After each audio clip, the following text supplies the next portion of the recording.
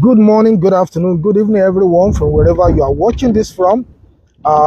It's another beautiful moment with Bro Yemi, and I want to appreciate everyone joining once again. Like I always love to say, everyone who sends responses, messages, I want to appreciate everyone. Thank you so much.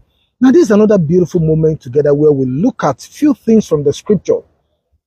Very interesting things. During the week, something dropped in my mind that I really love, that we'll look at next week. It's something you really need to look out for. I would like you to join us again next week. But today we are looking at something interesting. I think last week I spoke briefly about it, that if God willing, we'll be looking at something along relationship, marriages, and we'll be looking at the man, the husband, the father.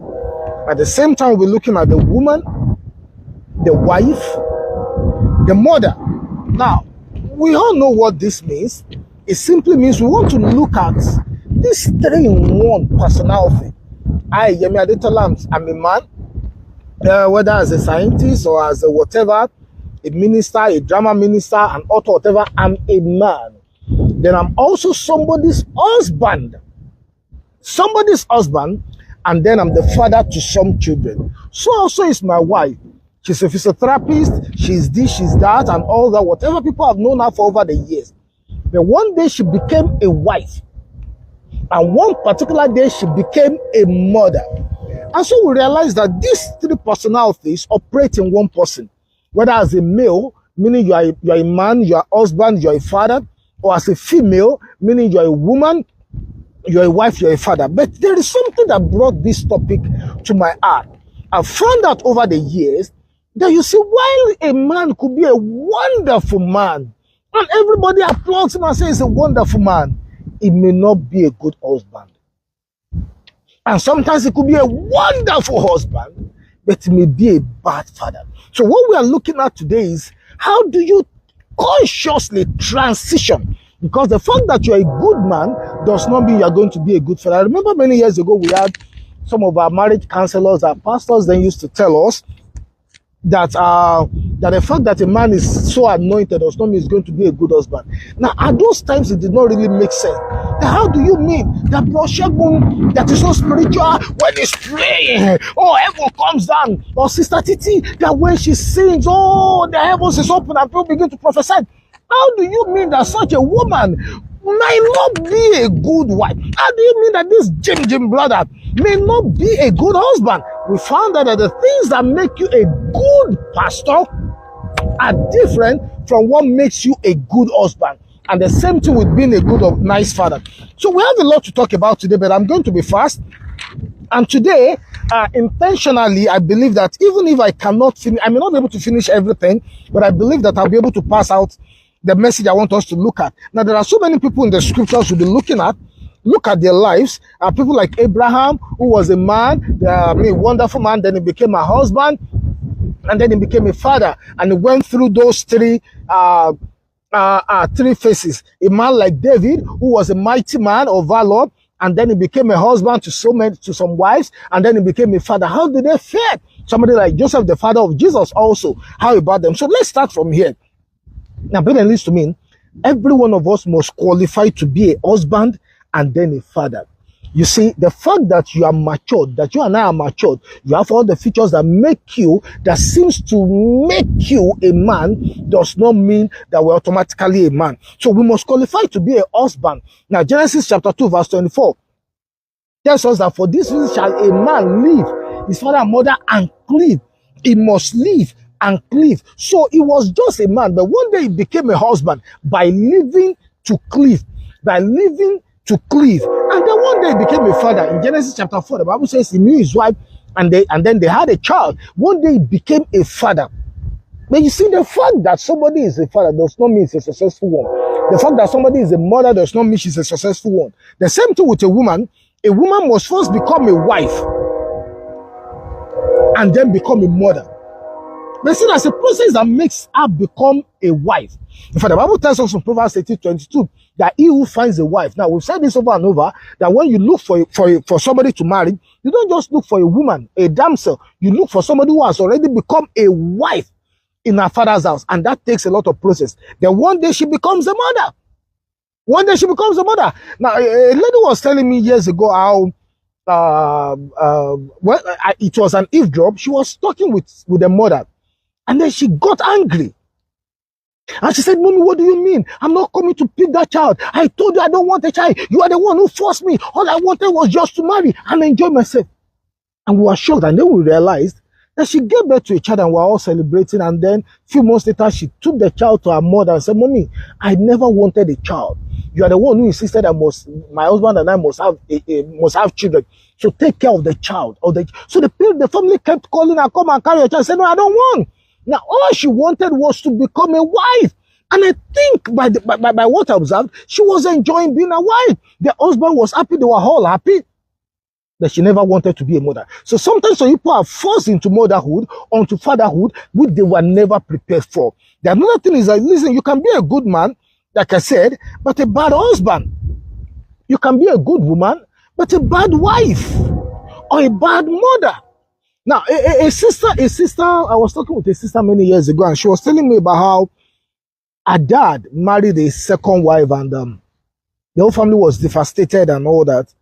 And then she started saying that he was a good man, he used to be a good man, all that. And I said, look, if something like this happened to a good man, who has always been a good man all his life, you could all attest to that. He's a great father. He was a wonderful father. And your mother was also a wonderful mother. I said, listen, can you beat your chest and say that your mother has been a good wife? I remember she did like say, bro, Yemi, she heard me. I said, bro, Yemi, you are right. She said, my mother is a good mother, but not a good wife. Now, I'm not justifying it. But you see, everybody saw that woman as a good woman in church. The children could attest that she was a good mother. But she was not. She did not qualify as a good wife. And many of us are in that shoe.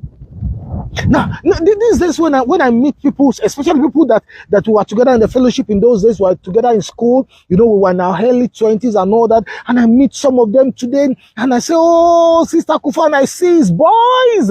Now, at that time when we were in school, we were just friends, brother, sister, nothing more. Then one day she became a wife, and now she is a mother of proud children. But all that time when she was just a woman, inside that was a wife, inside that was a mother, and at some junctures in her life, she crossed into that stage. And then this is the goal of this message. We must be intentional with the transition anytime we get there. Listen to this. Now, I've had wonderful brothers. Okay, let me say this way. Now, I was telling somebody this morning, and I said, look, when we get married, we don't marry the body. We don't even marry the spiritual being or whatever. What we actually marry is the mentality, the mindset. The mindset of the person you are getting married to will define how your marriage and the rest of your life will be. But guess what? You see, those mindsets don't usually manifest until you are married. Your mindset about parenthood will not usually manifest until you become a parent. Your mindset about marriage and your partner will not usually manifest until you are married. So let me give you an example. If a brother, let's assume I'm a man who, because of experience I've had in the past, I do not believe that a woman should succeed. Listen to me.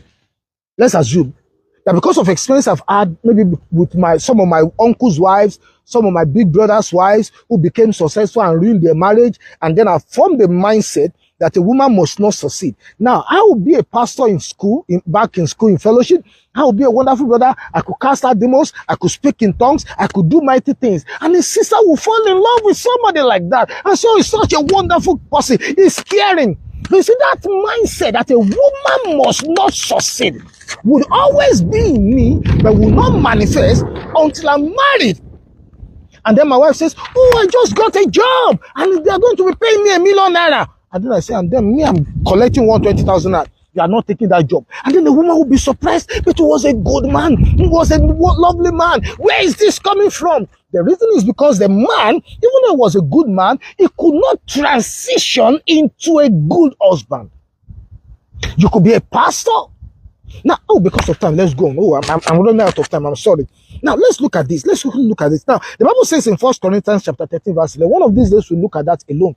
It says, the man of God says, when I was a child, I thought like a child, I reasoned like a child, I behaved like a child. Those emphasis mine. I did everything like a child. He said, but when I became a man, he said, I dropped childish things. Now I want you to consciously look at that word. He said, when I was a child, I was manifesting all the qualities of a child. He said, but when I became a man, I took conscious effort to drop childish things and to transition into a man. In other words, I took conscious effort to become a husband. I took conscious effort to become a wife. I took conscious effort to become a mother by taking up the responsibilities and the right mindset of motherhood or fatherhood.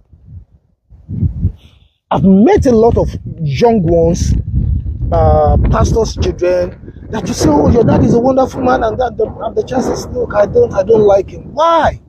He said he's never present. And then you realize that the man is a wonderful man.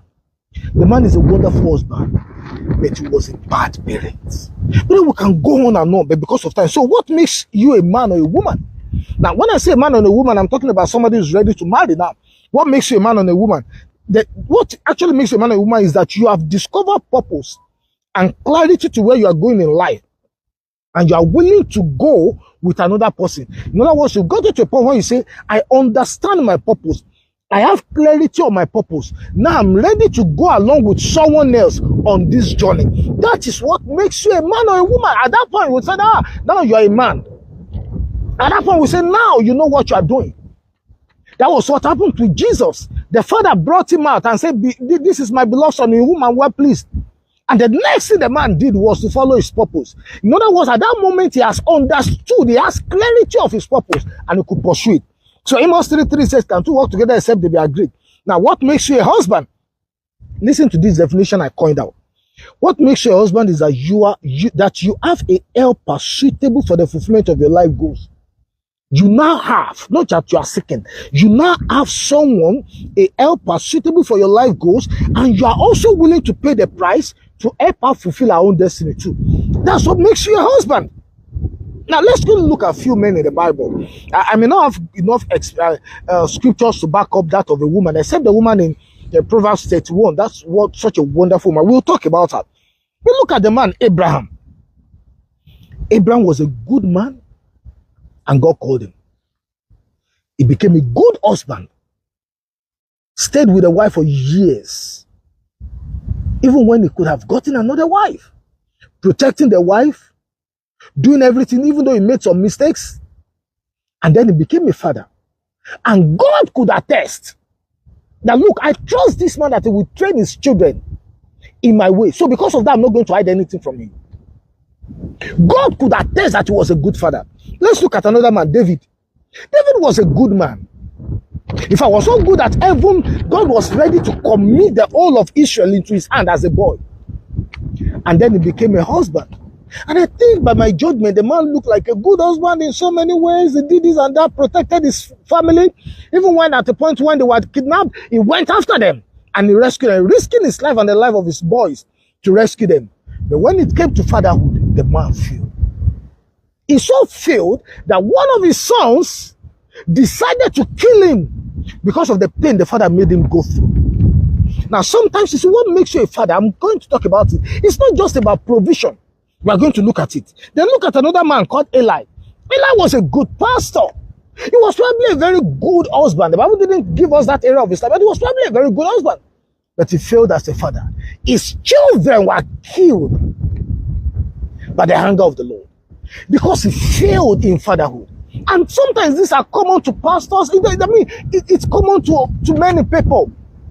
So how do we maintain that I'm a good man, a good husband, a good father? How do I maintain that I'm a good woman, a good wife to my husband, and a good mother to my children? Then what makes you a wife? That you are willing to trust the leadership of the man who needs your help, and you are ready to also help you fulfill a joint purpose. Let's look at the woman called Mary. Mary, the mother of Jesus. She was a good girl, a good woman. For the Bible attests to it that she is a virgin. And because of that, she was given one of the most powerful assignments on earth to do. And then she became a wife. So how do we know this woman was a good wife? She was following the leadership of her husband. But I don't know if you've ever observed this before. She was the one that the angel first came to and spoke to. But you see, the moment after that, the angel never spoke to her anymore. The angel now began to speak to Joseph, a righteous man. The first thing the angel told him, said, look, don't deny that woman. The pregnancy comes from the Lord. The man obeyed and accepted and came back to me and said, well, I will take responsibility. I saw an angel that told me, the Lord told me this. And then later, the angel said, oh, yeah, take the child and run. And he took the child and he ran.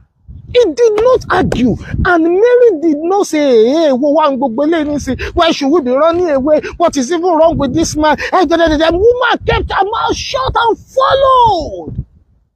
And then later they got to Egypt. And after someone said, okay, we are going back. Oh, the Lord has told me to go back. And Mary carried her bag and followed. That is what makes a wife. Let's go on because of time. So what makes a parent? That you bring forth better copies of yourself in a healthy environment and train them to become a blessing to their society. Malachi 2:15 says, what does the Lord require from you and I? That we raise godly children for him. But let me tell you this. Listen to this. Even if I can't finish this today, the core of this message today is for every one of us to rise up to discover that you see, it is not just enough to say I'm a good man, I'm a good pastor, I'm a wonderful woman. The question is, can your wife beat her chest? Can your wife beat her chest and say, I'm enjoying my husband, he's a good husband? Can your children beat their chest and say, my father, our father is a good man, he's a good father? Listen to me, brethren. See, sometimes when probably during burial ceremony and all that, and people come out and then they begin to talk about their father. He's a wonderful man. He took care of his children. And sometimes people seated in the auditorium will be smiling and say, I see we don't know your story. I say we don't know your story.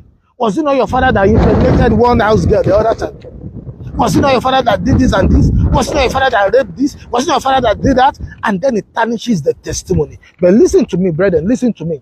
Listen to me. You can be a great pastor, but fail as a husband. And so this is what happens. And let me explain this. You see, many people find it hard to transition from being a good man, we clap for you, to being a good husband. I'm going to tell you some of the reasons why some people cannot transition.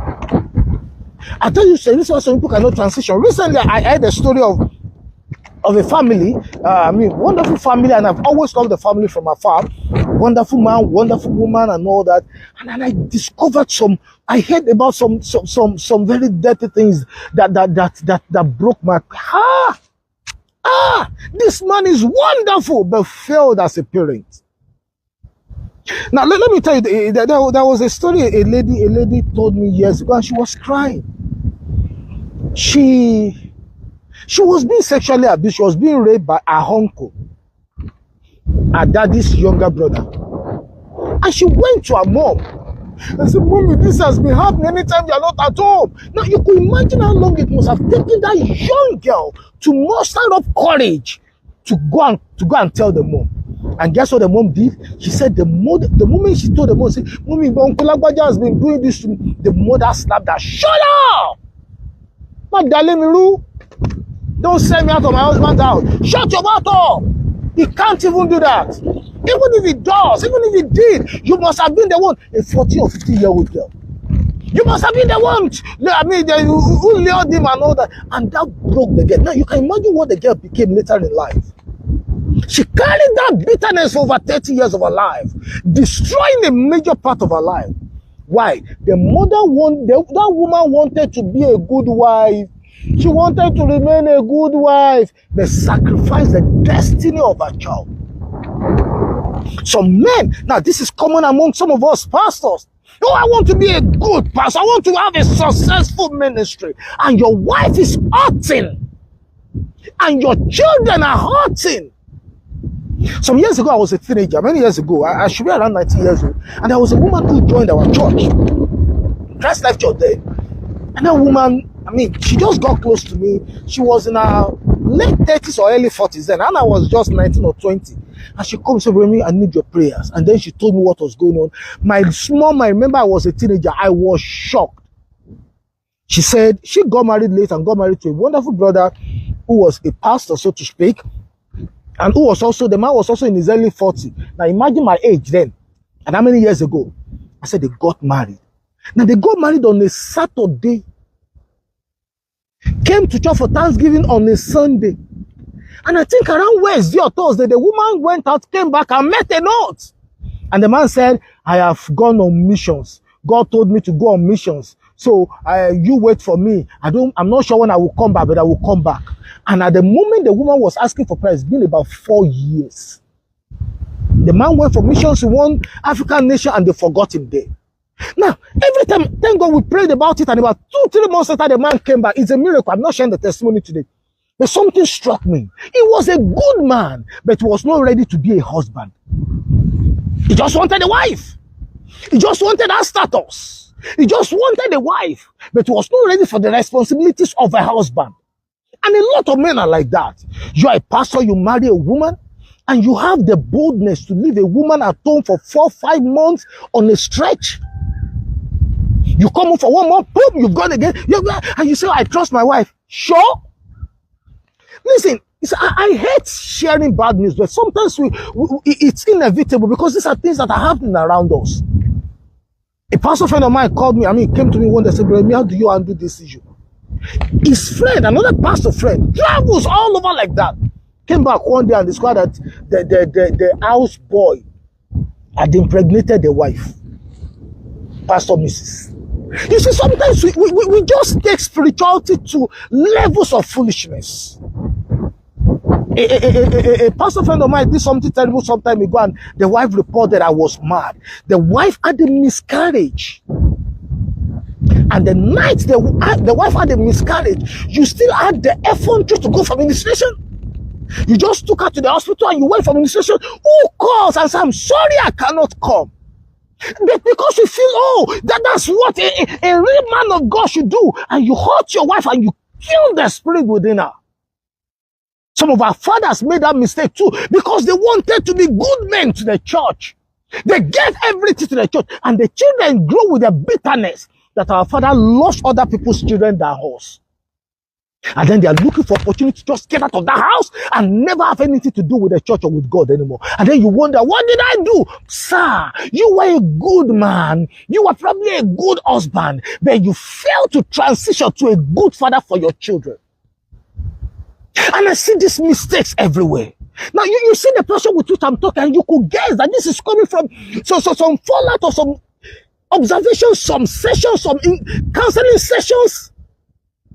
Imagine a woman getting married. Got married, and then the things a woman should do, you now look at your husband and say, me, I'm not doing all that. Me, I don't have time for all that. Me, I don't have time for all that. I say, my sister, so you didn't know that this is what you'll be doing when you become a wife. Then you should have stayed back to your father's house. And then people hide under the excuses of, I don't care, this is me. That is not you. Get back into your father's house. You're not ready to be a wife. And when you know you're not ready to be a mother, it is not a sin. I had a wonderful couple. I'm sorry, I may not be able to finish this today.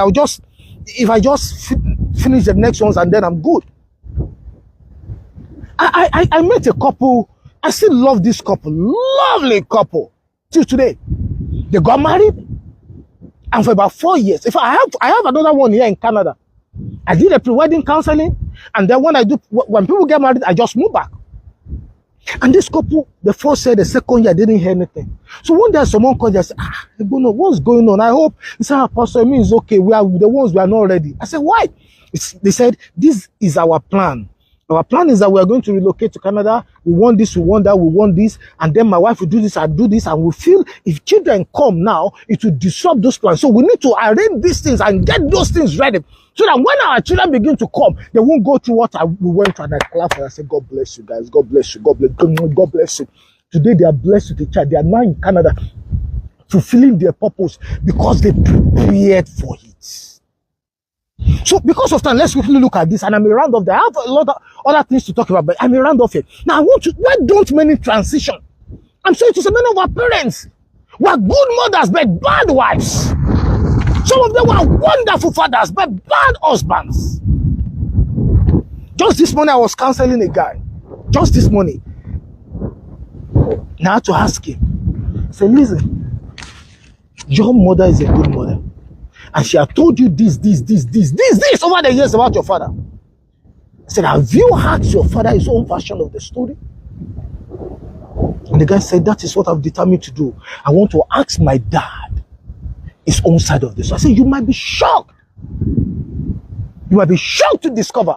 I said, look, I'm not saying your mother is a bad woman or a bad wife or your father is. I'm not. But I want you to, when your father is talking, I want you to listen. I want you to now ask yourself, these things my father is saying, if I were in his shoes, what would I have done? Now, this is the reason why we are saying all this. Now, remember this, I always love to do preventive. I believe more in preventive counseling than in curative counseling. Curative is when, oh, these people are fighting. We are now trying to reconcile them. Oh, there is now a big problem. Now let's settle that problem. Why don't we channel that energy to preventing those things? A man came to my wife some years ago. And my wife was working with a particular woman, and it's a long story, and the Lord blessed this woman, blessed her husband, lovely home, lovely husband, and then all our siblings. We went for a wedding, and the father was not there. I mean, conspicuously not there.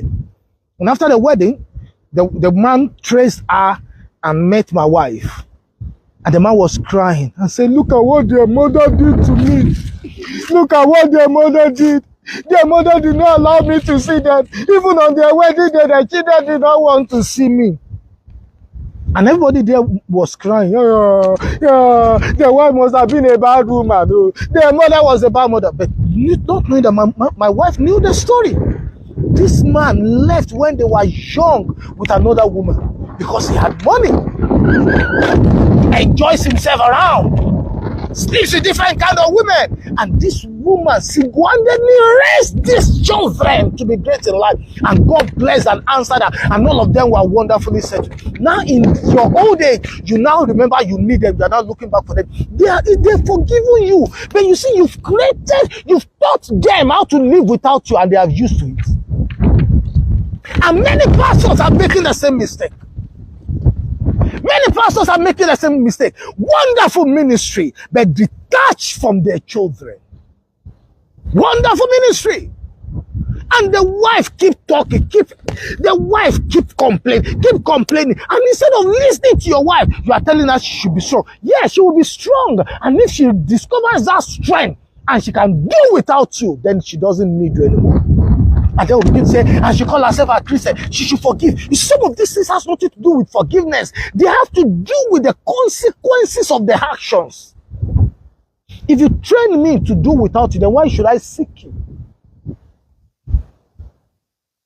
Let me begin to round off. I found, okay, let's go on because I'm sorry. Let's quickly look at why a lot of people don't transition. They are wonderful brothers in church. They were wonderful brothers when they were teenagers who could vouch for them. Great people. But then they get married and they fumble as husbands. Let's quickly look at this. Number one, they don't know they have to. You see, it's funny that some people don't know that they have to transition. They don't know. They don't know they have to transition to become a husband. They don't know they have to transition to become a father. I remember after I got married, I think a few days after I got married, my wife was at home. And then I remember I went somewhere, and I still remember that spot. It was at Challenge in Ibadan. And I met this auntie of mine, and she said, hey, this man used to call me Yemi. Yemi. Ah, Yemi Bawoni. And Mashi Sorotas, he said, how is your wife? And guess listen. For a few seconds, my brain began to say, wife Bibo. Wife Bibo. Then it's not Yemi Utinoko, Yemi your husband. Few days after our wedding. I said I put to some of you before, when you just gave birth to your child, and on the day of the naming ceremony, you just finished naming the child, and then people begin to call you, hey, Mommy Ronke, hey, Mommy Shagun, and they are calling Mommy Shagun, and you are not answering because they just named the child. You are not used to it yet. But you see, there are people who don't know that they need to transition. What does that mean? They do not know that they need to take up the responsibilities of the office they just entered into. It's in the nature of all men. We focus so much on the beauty The advantages of the office you are going to is the same thing that happens to politicians. Oh, you are going to become a governor, and he looks at all the benefits that come with being a governor, but not the responsibility. That is why they get there and they are just taking all the benefits and they forget the responsibilities. The same mistake we make as men and women, that you become a wife and you don't know that you have to transition to becoming a wife. You don't bring the mentality and the mindset of that sister, that choir leader, and that wonderful teacher, that doctor. You are a doctor in your office. But when you come home, you become a husband. What does it take? Number two, because of time, they don't know how. Now, there are some people who know they need to transition, but they don't know how. They don't know. I've had times when I counsel people shortly after they get wedded, and I'm talking, and I realize I'm talking above their head. I just feel like, don't you know? They say, I don't know how. Some will say, my husband has been complaining, I don't know how. Some will say, my wife keeps complaining, I don't know how. I remember a brother called me years ago. We were still in school. He got married before me. And he told me, he was just complaining. And my wife, she did this, she said it. I said, bro, come. I said, I don't know much, but I think if a woman is complaining about this, it must be because you are not doing this. And he said, do I have to do that? I said, yes, how do I do it? So I sat him down and I taught him. I stand before God. I remember that day we were around there. What's the name of this inside UCH? When he saw me, he was coming from home. We didn't have phones then. He carried me and he was lifting. He said, bro, it worked. And he was so excited. He wants to be a husband. He knew he should transition. He did not know how. Have you had a number of women who complain? You always complain about everything I do. And say, my sister, instead of complaining and blaming your husband, why don't we go through this together? In fact, there was a woman I told years ago. Hey, it's only his mother. I said, why don't you go and meet the mother and use how to understand, to ask, how does the mother handle that area? And she went, and the mother joked, you do this, and the woman came home and did it, and her marriage changed. Stop complaining. Some people don't know how, so go and find out, how do I become a good wife or a good mother? How do I become a good husband? What do women want? What do men want? Now listen to me, I'll soon round up. Listen to me, especially sisters. My sisters, listen to me. I'm sorry I have to say this, but I'm being very frank. You see, one of these days we are going to look at the difference. Oh, sorry, the wind has started again. Welcome to Canada. You see, one of these days we are going to look at the difference in how a man think and how a woman think. We are so different. We are so different. And I discovered a lot of times, I'm sorry to say this, but not all, a number of issues women raise about their husbands has to do with issues every woman will face because they are married to a man. Let me say it again. There is a clear difference between how men think and how a woman thinks. I'm sorry to say, a woman's mind is complex. A man's mind is simple. And when women know that, just a few weeks ago, I think that should be last Saturday or so, a couple got married recently. I did a pre-wedding counseling. And the wife sent a very terrible message to me. And I called her and said, listen, my sister, I told you all of this and you probably didn't understand. You are married to a man. Your man is just learning. Your man is just transitioning. Be patient with him. But while you are patient, do this and this. And 3 or 4 days later, she sent another beautiful message to me. Say, sir, it worked. They say, simple. You are living with a man. You need to understand how to wife a man. Number 3, because of time, they are not ready to pay the price. Now, there are people who know. They know they should transition.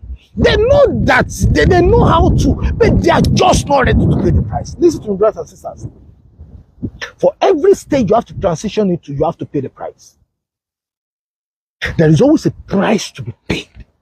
So the question is, are you ready to pay that price? Let me give you some example. As a man, you get married. There are some things it will cost you. I'm not even talking. Look, let's not even talk about. You can say I'm not talking about the normal thing. You have to provide for your family. You have to check in. I'm not talking about that. I'm talking about salient things that will feel like kilo too fed. For example, you can't go anywhere you like anymore. You can't just carry your bag and say, Munjade, where are you going to? Mumo. and just go out anyway. You can't go from office to somewhere, and from office to a friend's house, from there to clinical, just the way you used to do before you married. Now you have a woman at home that is waiting for you. You can't just go on missions for months anyhow anymore. Now you have a woman at home. Brother, listen to me. Now you have a woman who married you because she felt that you would be a companion. My sister, you can't just wear anything you like anymore. Now you have to wear things in the honor of your husband. If he says, you see another one I described that a lot of women do not understand, is that when you now get married, when the man says, I don't like this thing, then you see it as control. And then you say, he's trying to control me. He's a narcissist. I say, okay, who is a narcissist? And then they can't explain. These are things you have to drop. Then when you become a mother, I still remember the first day I became a father. When I had the melody, I always talk about that a lot. It's a long story, I won't bore you with. Something happened that day that was funny. I mean, in the morning, early in the morning, when I was asked to go and bring some things at home, and I had to take some things home, some of our clothing, and I was in the car. I was riding one Volkswagen Beetle, then white Volkswagen Beetle. And I remember driving out of Usage, and I was driving towards Mokola, and at a point, you see, the road was not dualized then. And at a point, I got into one hold up around that Mokola police station. And I was shouting in the vehicle, yeah, I'm a father. I didn't know vehicles, other people in the vehicles beside me were looking at me. By the time I looked around, they all looked at me. Wow, okay, bye. But you see the excitement. A few days later, in fact, like two or 3 months later, I remember going back to my mom and said, Mommy, is this what you went through taking care of 5 of us? She says, I went to my dad, my dad is like, hey, now you see what it means. Why? Because I began to pay the price and I saw that it was not easy. The next one, because of time, they are willing to pay, but they're in the wrong environment. Sometimes some people are just in the wrong environment. They're in the wrong society. You want to be a good wife, but you're in the community where women are not appreciated. You're in the community where probably your husband is associated with men who maltreat their wives, who goes for side chicks and all that, and you are putting in all your best and nothing is working. Sometimes you want to be a good man. You are doing everything you can, but you are married to a woman who is not appreciative, that no matter what you do, all she still says that you have not done anything. A woman that will keep comparing you with other men, that keeps blowing your mind.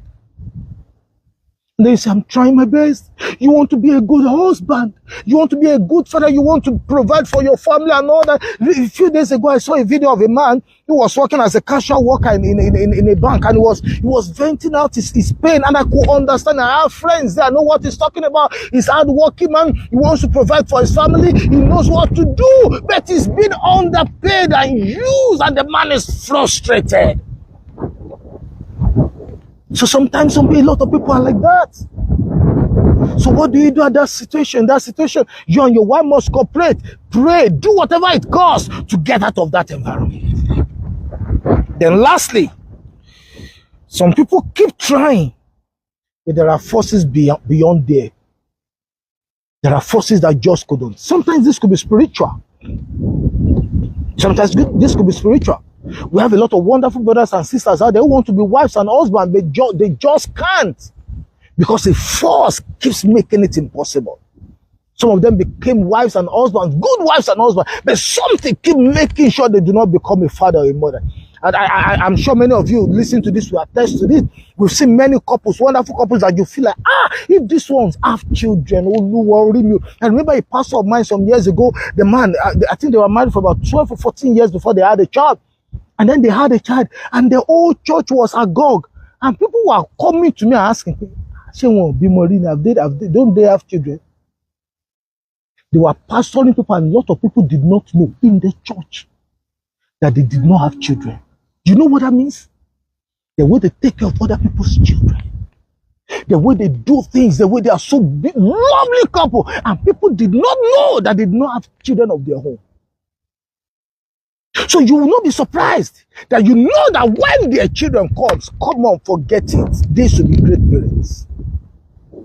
Let me round off there because of time. I was going to talk about becoming a good husband, becoming a good parent, but I won't have enough time for that. Now, there are some stories I wrote in this book. Let me just share 1 or 2 stories and then I'll round up. I don't know if you've read this book, ShopRite.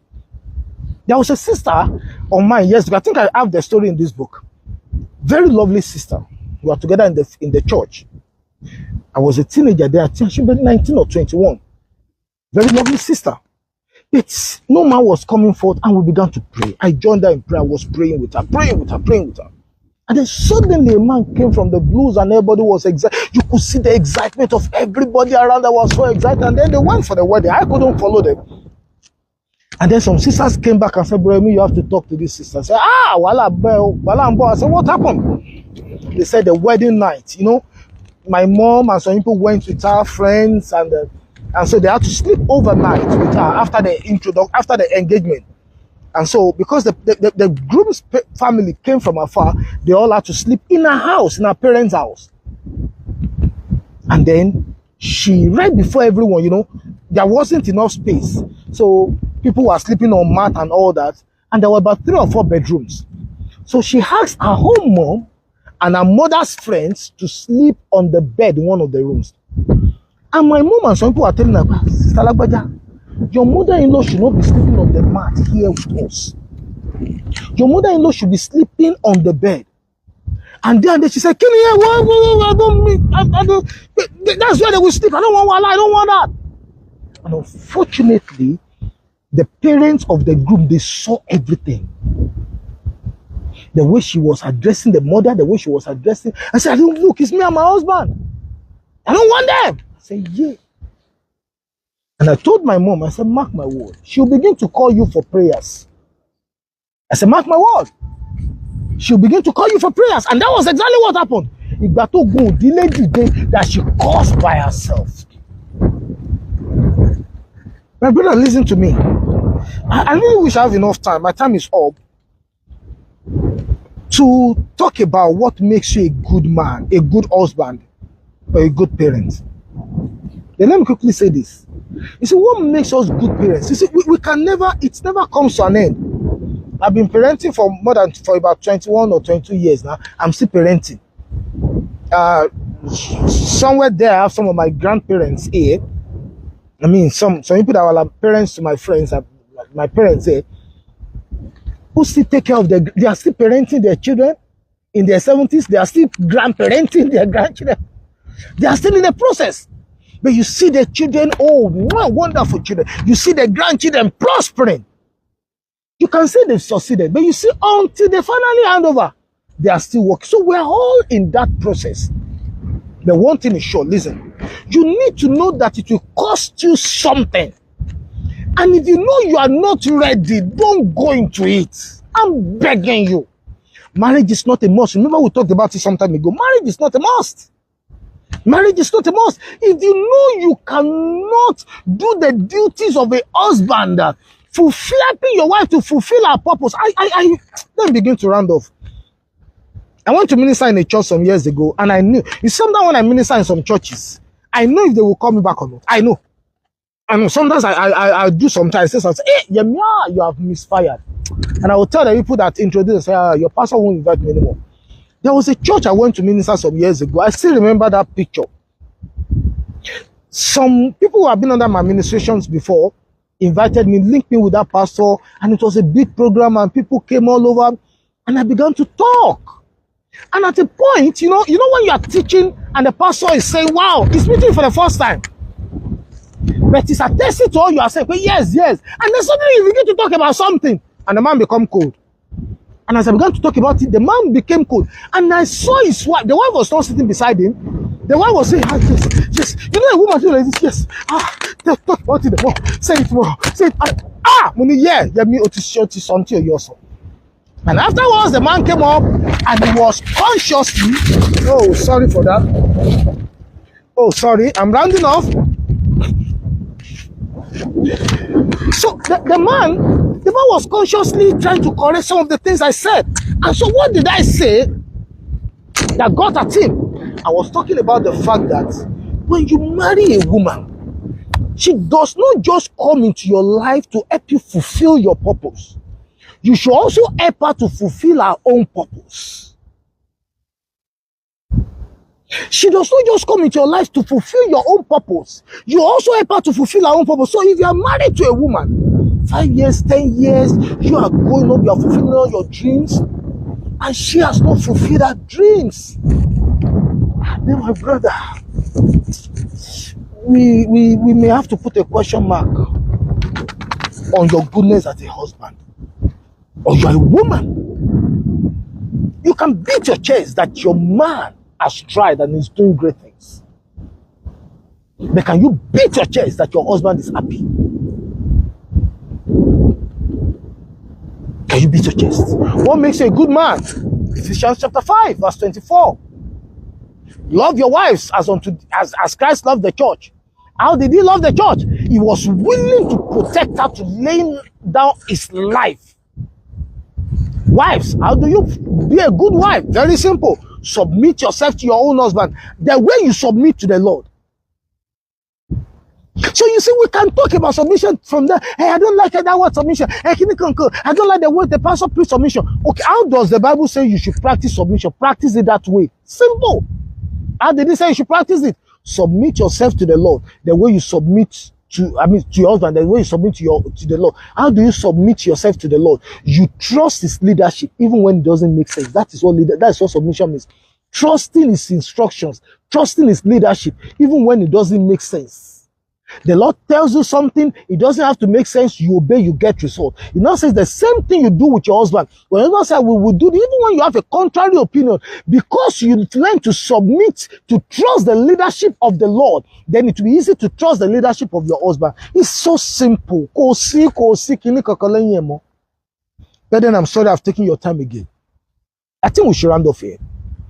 But you see, like I said, the core of what I wanted everyone to take away from here is this. It is not just enough to be a good man or a good woman. You need conscious effort to transition to become a husband, a good one. Conscious effort to become a father and a mother, good one.